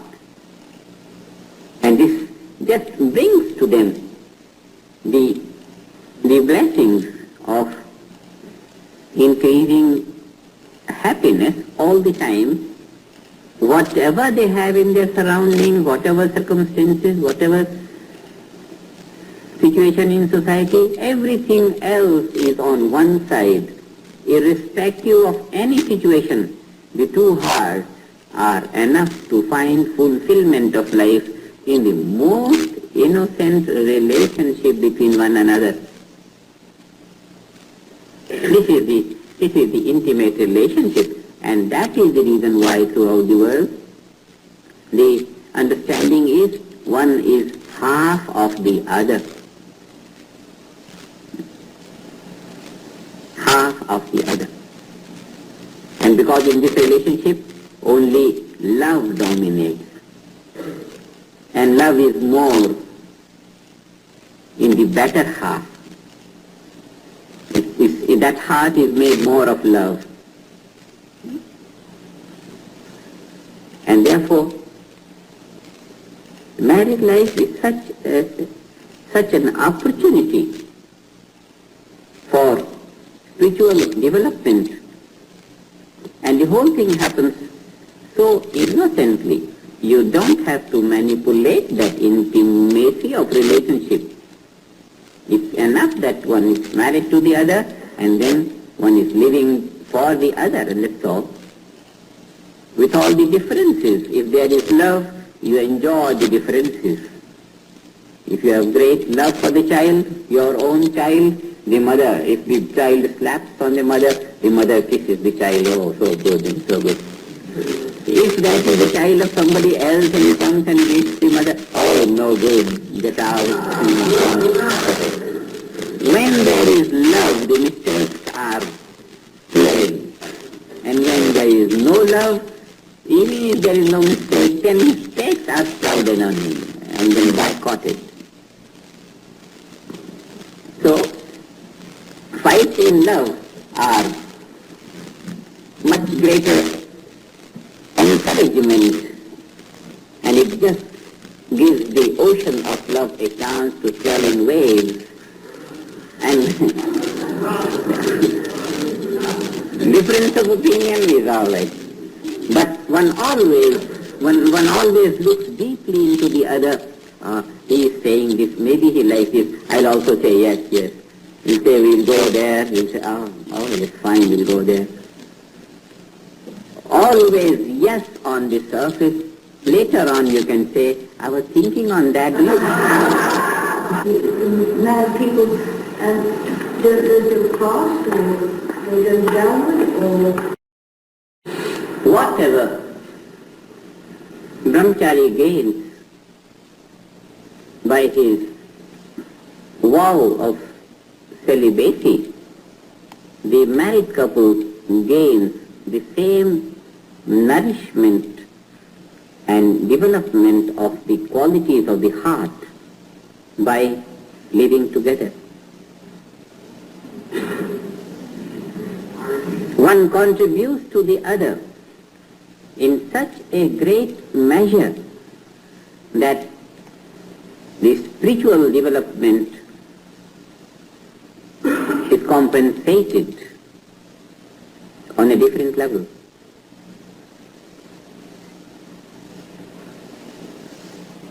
Any way of life, if it is lived in the full merit of its class,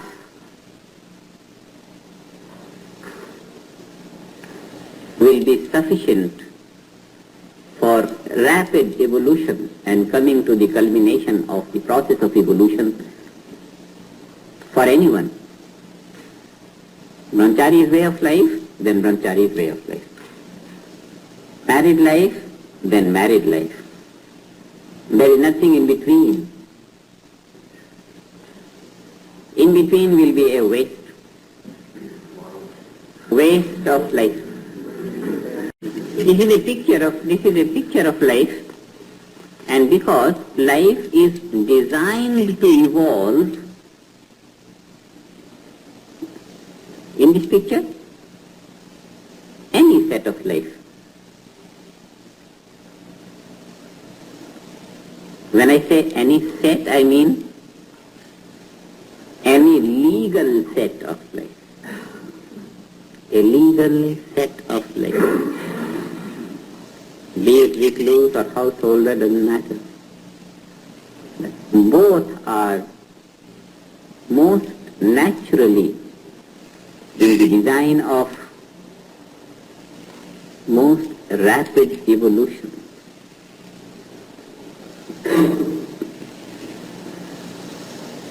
And it's so simple to live with all good and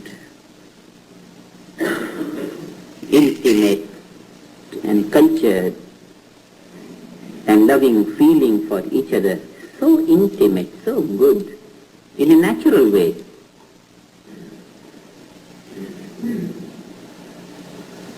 It's very rewarding.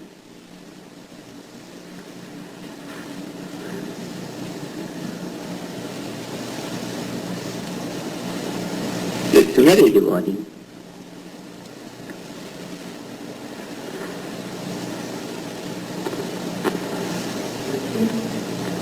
Indian history is full of such instances.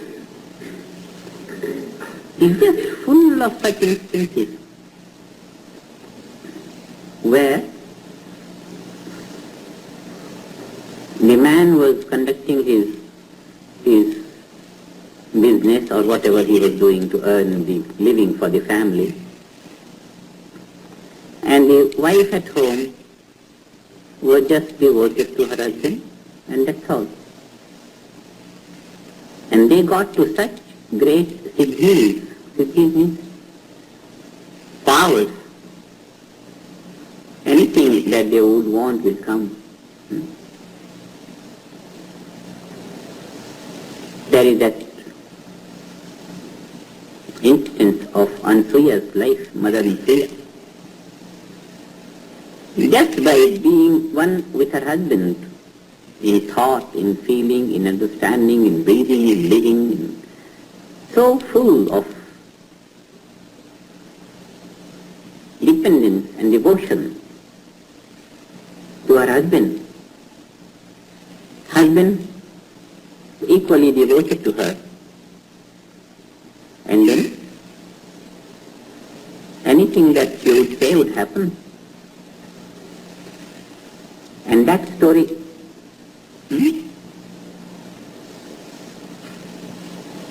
that said the other day, she said, now the sun will not rise, that's all.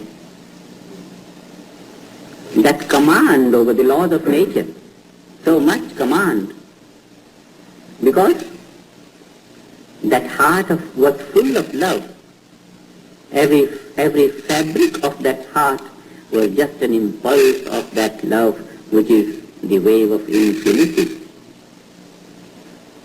And then every impulse of her mind would be just worked out by all the forces of nature taken together. This is gaining mastery over creation, command over nature. And in the most natural way, no fuss about anything, no practice, nothing, whatever. Living most natural, spontaneous life. And because the love between husband and wife is such a natural, and naturally it is so intimate, spontaneously it is so uniting, that itself works as a means of yoga, works means of unity, raises the value of the heart to that fullness. Just that. Therefore, what is most desirable is that as long as we have that natural quality, it's beautiful.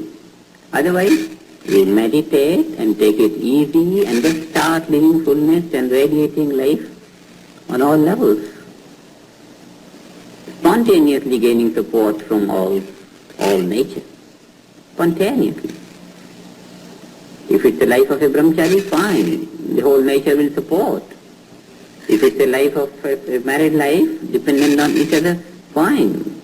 On equal level, in equal degree, nature will support. Utter simplicity and innocence. A brahmachari lives for God, and the same thing happens in his heart. A husband lives for his wife, and the same thing happens in his heart. A wife lives for her husband, and the same thing happens for her heart. It swells in love, it gets cultured into that value, gets fullness on that level, enjoys mastery over creation. This is on the level of living, the pattern of living. This has nothing to do with transcendental meditation. Transcendental meditation raising the level of purity in thought and feeling enables the heart to be able to be so innocently full in love. Yes, meditation helps one to rise to that value, spontaneously, nothing. That is the value of meditation. Otherwise, just by living life according to how it is most spontaneously and naturally designed, one would rise to that infinite value of existence.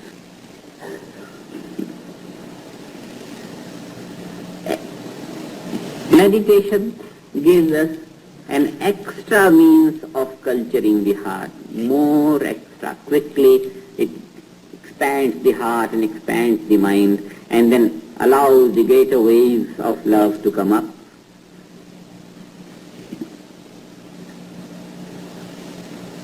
It's a very, very fortunate situation in whatever setup we have placed ourselves, whether a brahmachari or a married man, and that's it.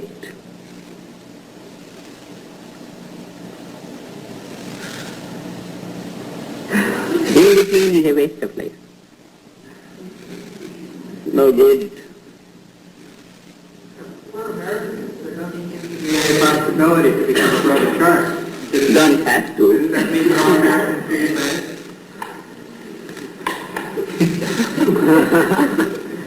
do You see, this decision cannot come from anyone else. It has to come from within one's own. I want to lead a brahmachari life, or I want to lead a married life. Nobody else can decide. Marriage councils they're good to help thinking here and there, but no other than man himself will be able to decide whether he wants to remain a brahmachari or a householder. Always.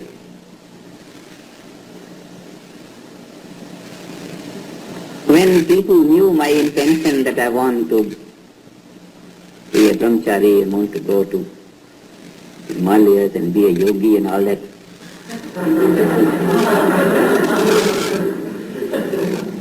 lots of persuasion that everything you can do at home and all that.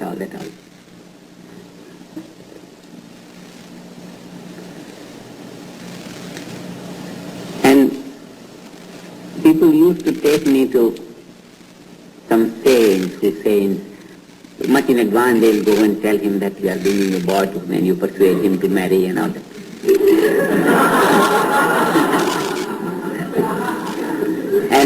and because I was fond of saints, and they say, oh, that saint has come there and we'll go. I said, what? Yes, we'll go. And then they'll start something talking about God, and later on this topic will come up. And then the saint would talk to me quietly and will persuade me to marry and all that. And then it was a difficult thing. I never expected the saint to talk to me like this.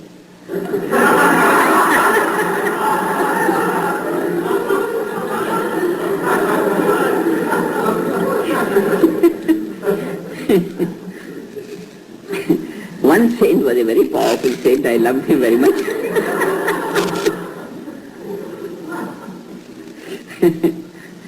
And it was in the night, and he started to persuade me like that. Then I felt very bold with him. Then I said, do you think anyone else can make a decision for anybody else what kind of life he should lead? Don't you think the decision should come from one's own? And he got a shock. Very elderly saint, good, I loved him, and he was a very learned saint and very nice. And then he got a shock, and he said, just stop for some time, maybe 2-3 minutes. And he said, you have a very right deciding mind. No one else can decide for you, you have to decide. And I said, yes, this is what I was thinking.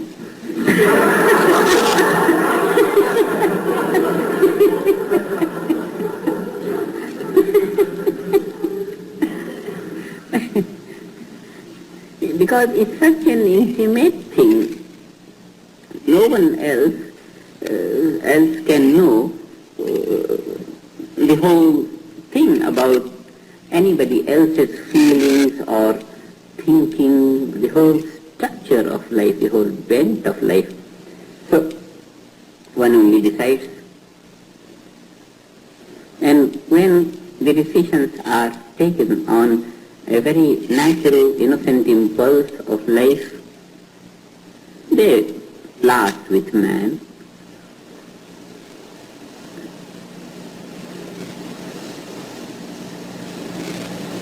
Anyway, but it must be a legally established way. This way or that way doesn't matter anyway, but it must be well lived.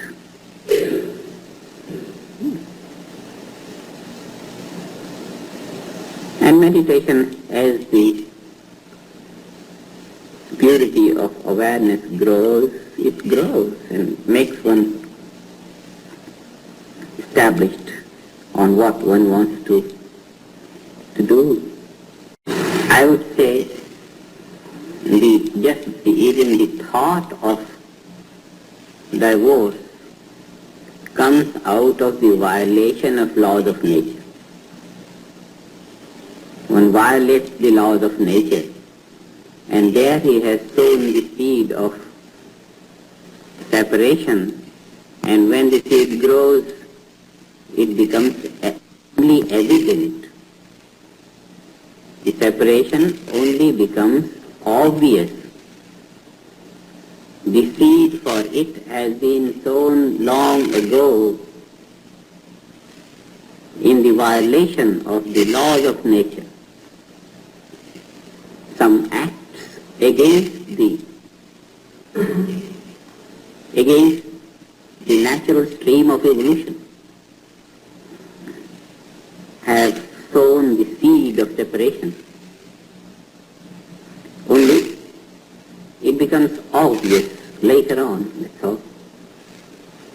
So, it's not that separation is against the laws of nature, but the fact is that the seed of separation was sown in the violation of the laws of nature some time back.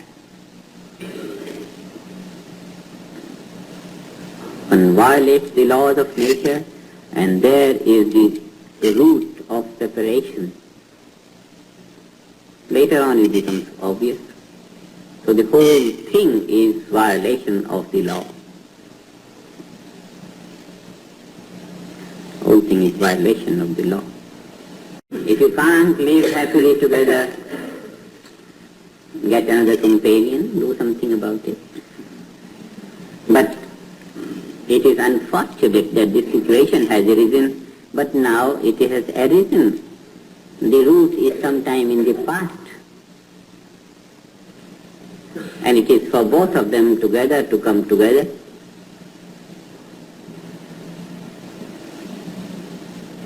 meditation will bring together.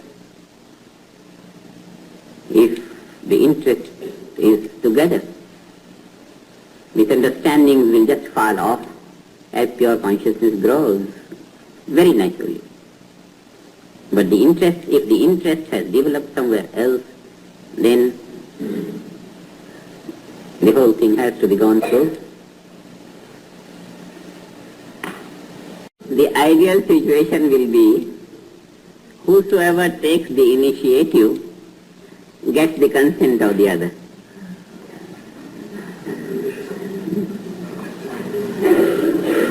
If parents take the initiative finding some very good match for their daughter or for their son, then they should consult them, how do you like and this. And if the children start on their own, they should take the consent of their parents after all. Because the children don't know how much parents can enjoy their being married to a very suitable match. Parents enjoy very greatly. And if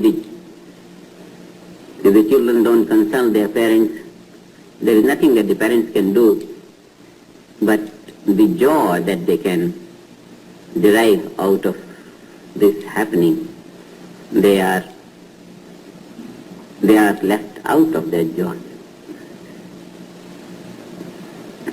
And parents being more experienced in the world, they can save the children from falling into pitfalls. It could be more, because married life is a security to the heart. That is what it secures safety, stability to the heart. And as far as stability in life is concerned, the parents are in a better position to guide on that level. But both should go together, and they will naturally go together. If the children are close to the hearts of mother and their father, and as mostly one has to be, it's always a good thing to have the consent of parents.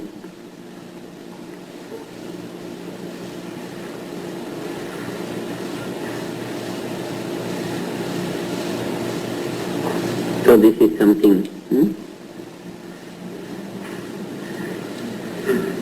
but it's good for the teachers of spiritual development to have a vision on the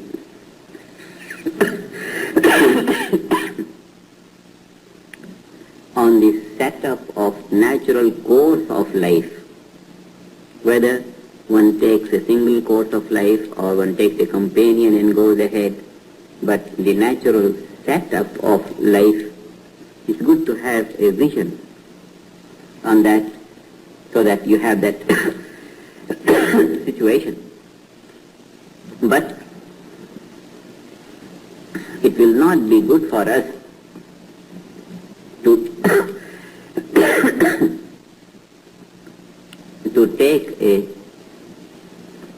take a line of action, nor to hold in our mind that non-divorce is good or divorce is good, because under varying situations this could be good or this could be good.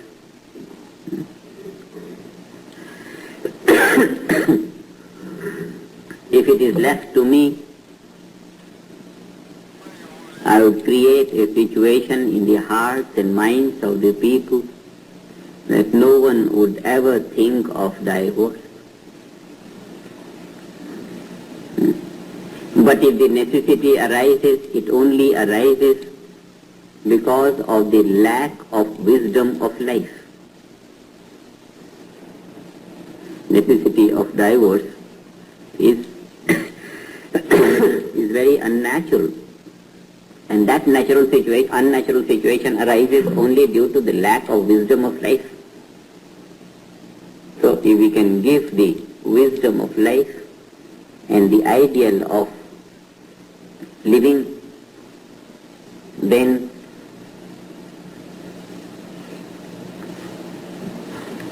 situations of security will always be ample situation, security. What is most necessary is security. Man's heart or husband's heart needs as much security in the field of love as a wife's heart needs. Heart is a heart, whether a man's heart or a lady's heart doesn't matter. But both need security and fulfillment. Jeffrey Giuliano is the author of some 30 internationally best-selling books on the Beatles, John Lennon, and other iconic musicians of the 1960s. In 2006, his book, Paint It Black, The Murder of Brian Jones, was made into a film by Stephen Woolley and Nick Powell entitled Stoned, The Wild and Wicked World of Brian Jones. It remains a cult classic and the only film bio of the Rolling Stones.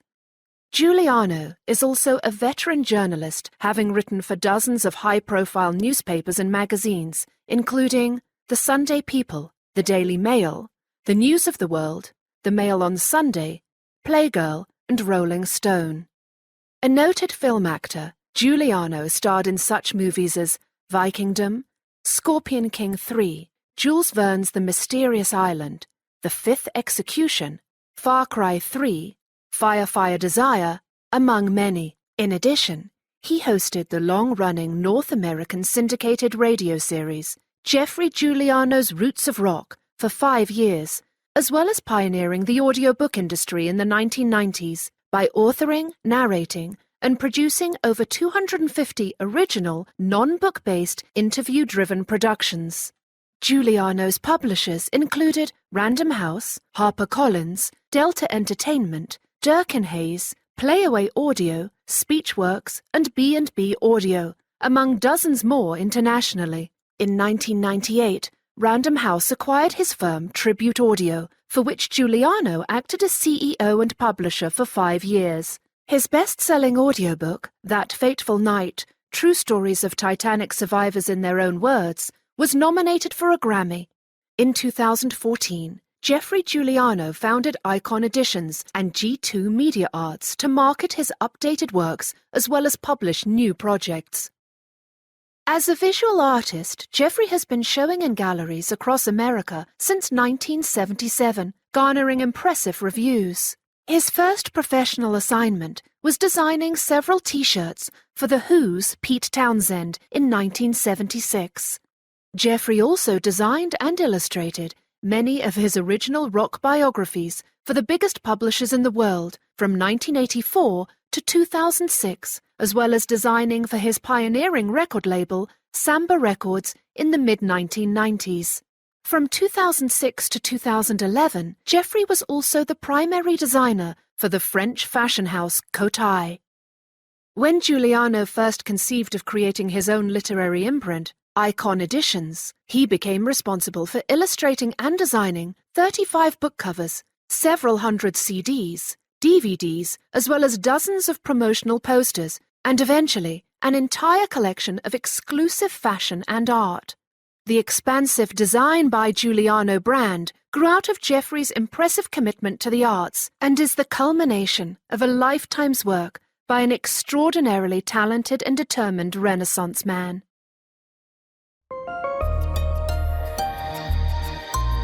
Peach and Love Records. Thank you for listening.